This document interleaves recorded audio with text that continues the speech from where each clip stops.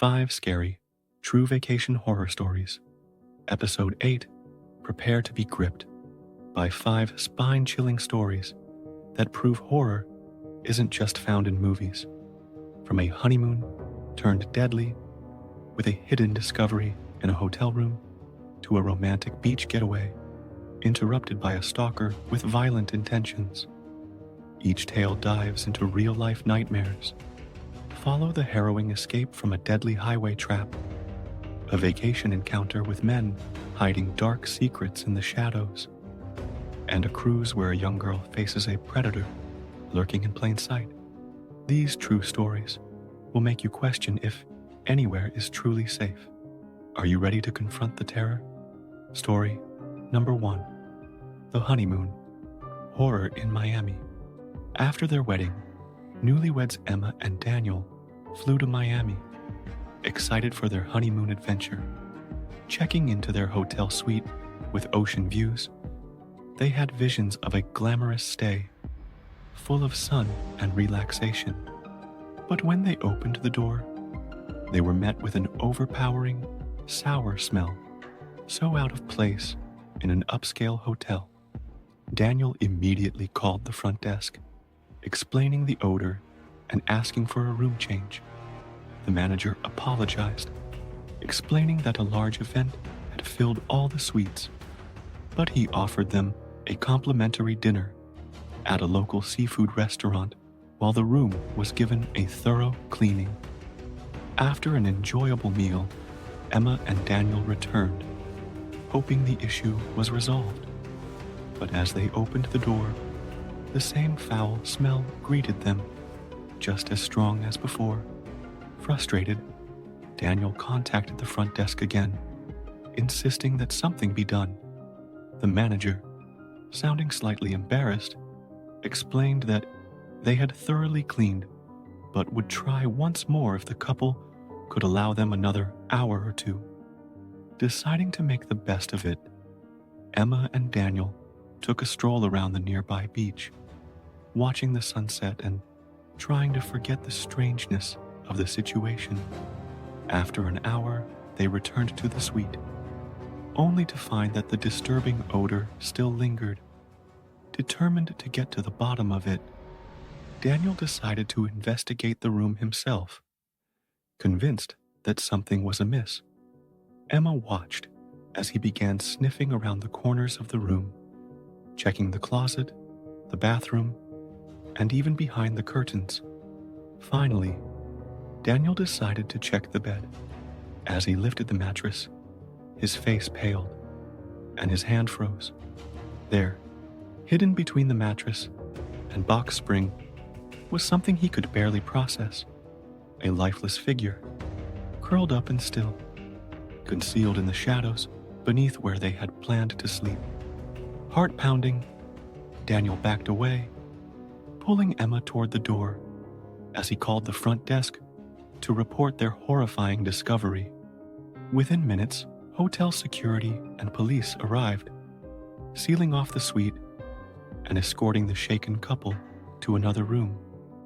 Emma and Daniel, unable to stay another moment, left Miami the following morning, feeling haunted by the horrifying scene they had stumbled upon. What began as a dream honeymoon ended in an experience they would never forget. Friends and family would come to know the story well, but Emma and Daniel found themselves reluctant to retell it too often. Even years later, the memory lingered like the scent of that room, disturbing, unforgettable, and forever part of their lives. Story number 2. The Beachside Nightmare. In Bali, after months of wedding planning, newlyweds Sophie and Liam were thrilled to escape to the serene beaches of Bali for their honeymoon. Their days were filled with sunlit beaches, vibrant markets, and exploring the island's lush landscapes. On their third evening, Sophie went to a nearby restroom at the beach while Liam waited nearby. She soon returned, looking uneasy, and told him that a strange man had blocked her path as she tried to leave the restroom. She'd only been able to walk away because another group had entered, and the man quickly moved aside. Liam felt uneasy, but tried to reassure her, suggesting they go back to the hotel to freshen up before dinner.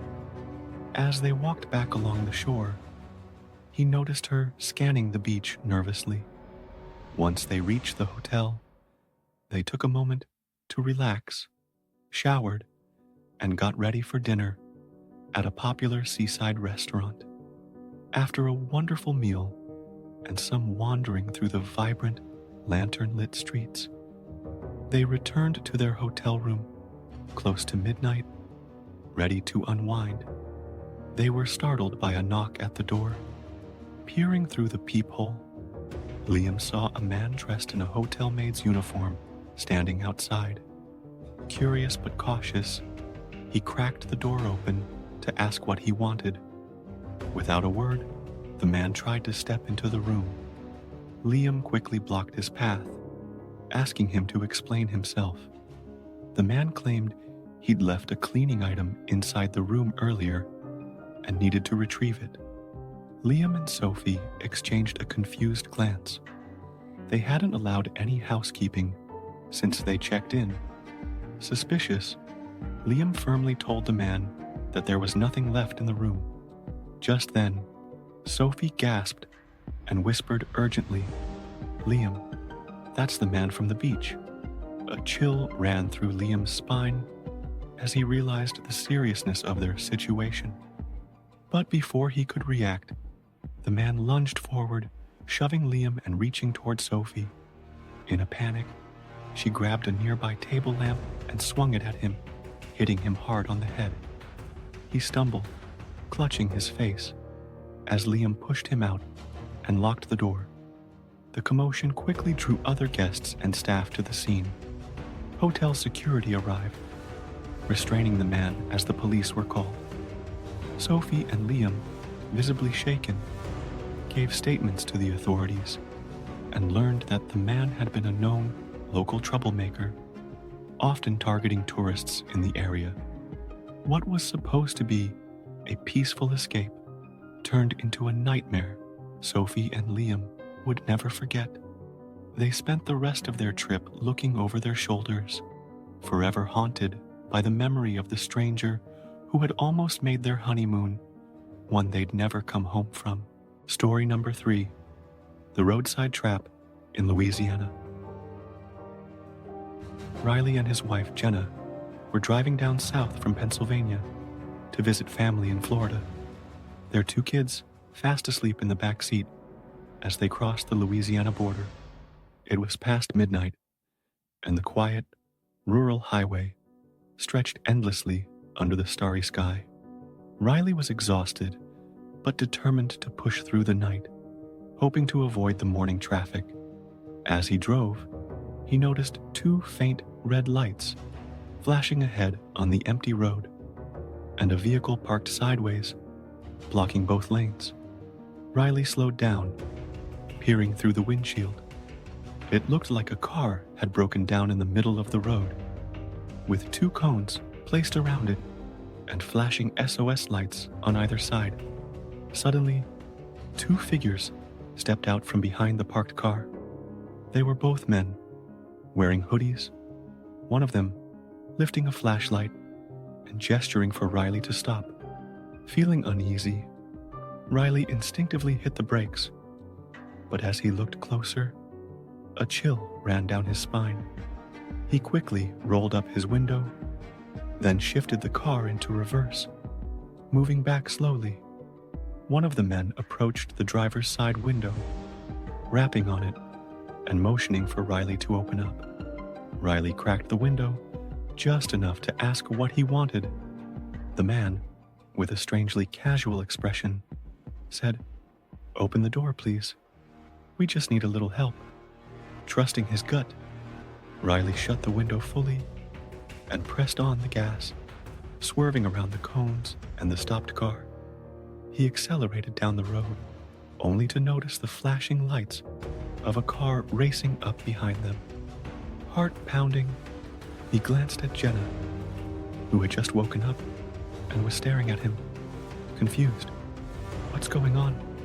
she whispered anxiously. "Just hang on," he muttered, keeping his eyes on the rearview mirror. The car behind them drew closer, its headlights flashing erratically. Suddenly, there was a loud pop, and Riley felt the car pull to the side. The back tire had blown. Another pop followed, and he struggled to keep control as the car slowed. Panicked, Jenna grabbed her phone and called 911, trying to explain their location as the kids woke up, frightened and disoriented. The pursuing car began bumping into their rear bumper, jolting them forward with every hit, just as Riley thought they might be forced off the road.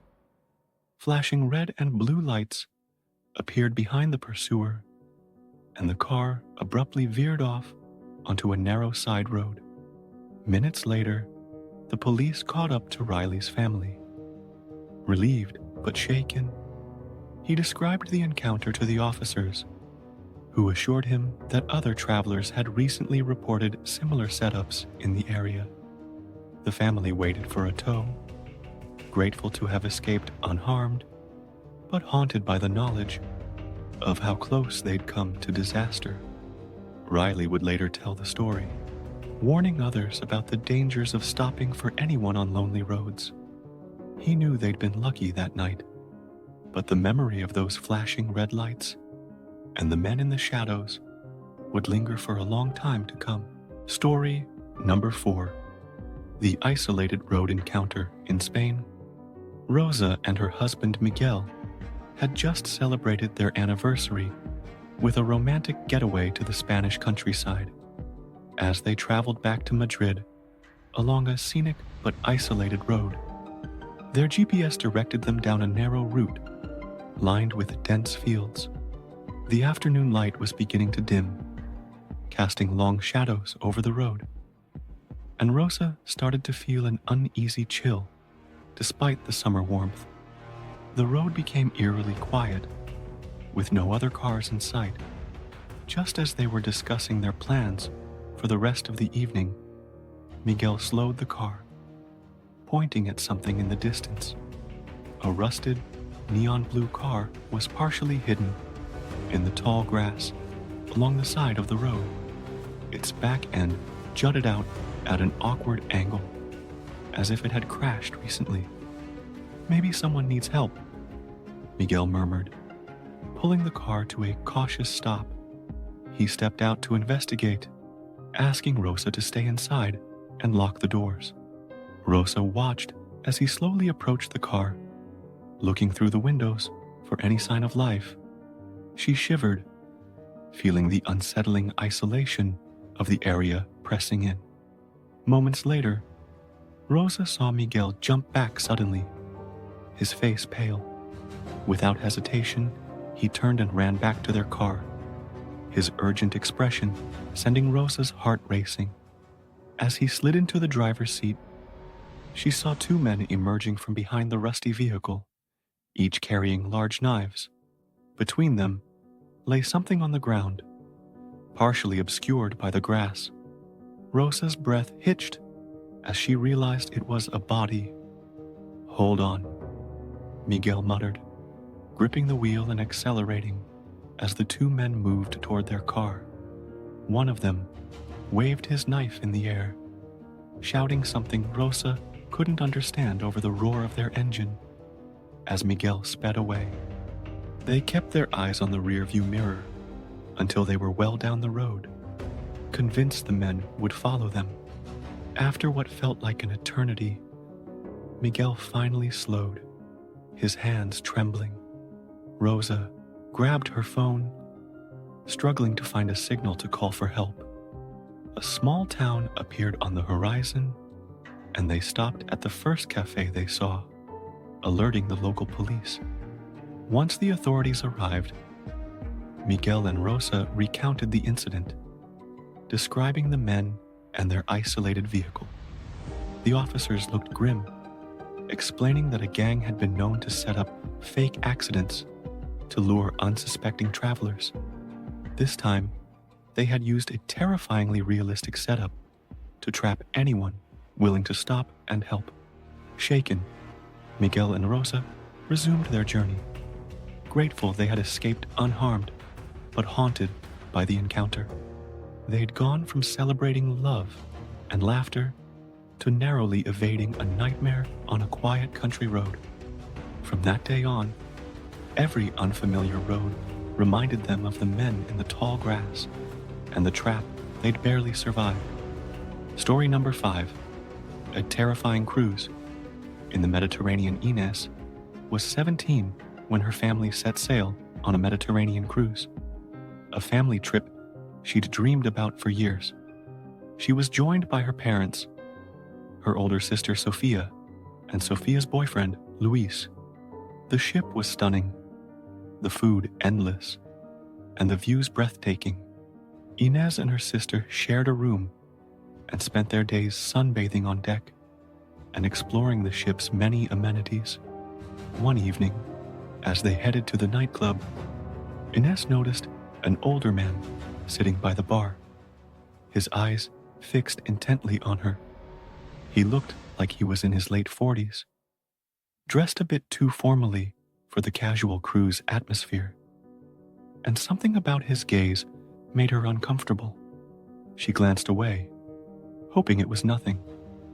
Hours later, after some dancing, Inés noticed the man again, this time near the entrance, watching her every move. She tried to brush it off, but his stare was unrelenting.